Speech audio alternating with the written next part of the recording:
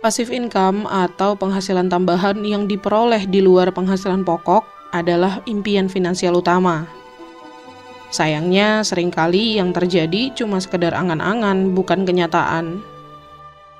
Seorang perencana keuangan bernama Eric Roberts merekomendasikan beberapa ide passive income yang bisa kalian kejar, tapi yang harus kalian tahu, ide-ide ini belum tentu bisa diaplikasikan oleh semua orang. Meskipun kalian mau mencoba ide ini, jangan lupa untuk tetap fokus pada hal utama dalam finansial pribadi, yaitu bijak mengelola uang yang kalian peroleh dari pendapatan pokok kalian. Kalau kalian udah mengelola keuangan dengan baik, nah baru boleh tuh coba 3 cara ini untuk membangun passive income. Cara yang pertama, bangun portofolio investasi yang kuat. Mengalokasikan sebagian pendapatan yang kalian punya dari pekerjaan utama tuh fungsinya agar kalian punya portofolio aset yang bisa menghidupi kalian suatu saat nanti. Pakai jasa broker online terbaik bisa jadi pilihan untuk memudahkan kalian dalam memulai membangun portofolio investasi. Dengan portofolio yang terdiversifikasi dengan baik dan dikelola secara strategis, aset kalian itu nantinya bakal meningkat seiring berjalannya waktu.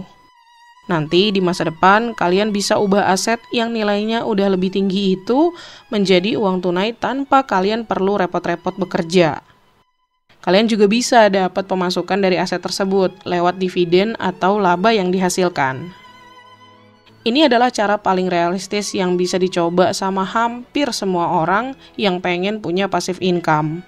Ya, memang butuh waktu dan effort lebih di awal untuk membangun portofolio investasi yang bisa kamu ubah jadi income yang cukup tinggi untuk menopang gaya hidupmu sekarang.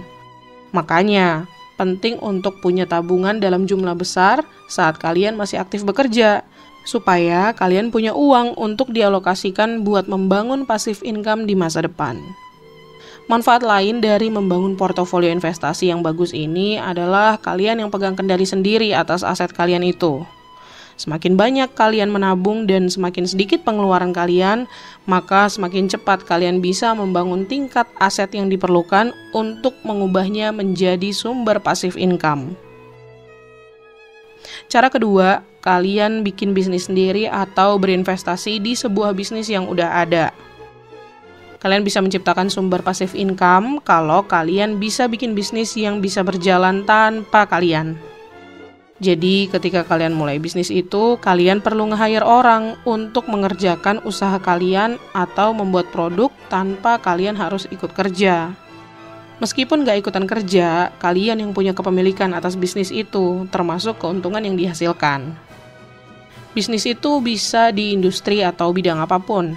Intinya masih di target pasar yang kalian rasa membutuhkan jasa atau produk kalian. Itu bikin kalian punya banyak kebebasan untuk berkreasi dengan cara yang selaras sama keahlian atau pengalaman kalian. Tapi tentunya nggak semua bisnis ya bisa berhasil. Bahkan cuma sedikit bisnis yang bisa sukses dan bertumbuh sampai pemiliknya benar-benar dapat passive income dari usahanya itu. Makanya, cara lain untuk mendapatkan passive income tanpa banyak pekerjaan dan risiko di awal adalah berinvestasi di bisnis yang udah ada. Kalian bisa beli saham suatu perusahaan dengan imbalan sebagian pendapatan perusahaan tersebut. Dengan cara ini, kalian berpotensi segera dapat passive income. Tapi kekurangannya investasi jenis ini tuh masih sangat berisiko, karena bisnis orang kan juga bisa gagal ya. Selain itu, kalian juga harus punya modal untuk bisa melakukan investasi itu.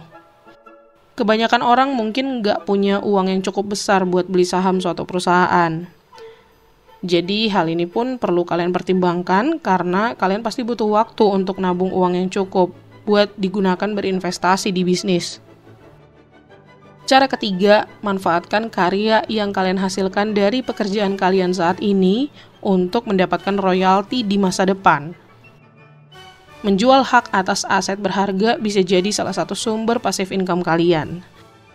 Ini bisa berupa kekayaan intelektual, kayak proses atau sistem yang diterapkan oleh suatu bisnis, atau sesuatu seperti cerita atau naskah yang bisa diadaptasi menjadi film, Menerbitkan buku, bikin kursus, atau sumber daya lain yang ingin dibeli orang juga memungkinkan kalian untuk mengubah project atau kerjaan yang lagi kalian geluti saat ini menjadi passive income di masa depan dalam bentuk royalti.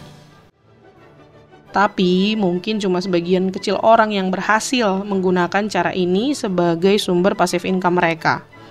Beberapa orang bahkan berpendapat bahwa karya mereka akhirnya nggak jadi passive income, tapi lebih ke menghasilkan manfaat bagi dirinya dan orang lain. Tapi ya balik lagi, kalau tujuan kamu adalah untuk dapat passive income, dapat royalti adalah salah satu jalan. Kalian bisa pertimbangin dulu apakah keahlian dan pengalaman kalian selaras dengan cara yang ketiga ini. Jadi gitu ya, semoga kalian udah bisa lebih paham soal 3 sumber passive income yang paling realistis. Thank you udah nonton. Jangan lupa klik tombol like dan subscribe, dan komen tips apa lagi yang kamu butuhin seputar finansial.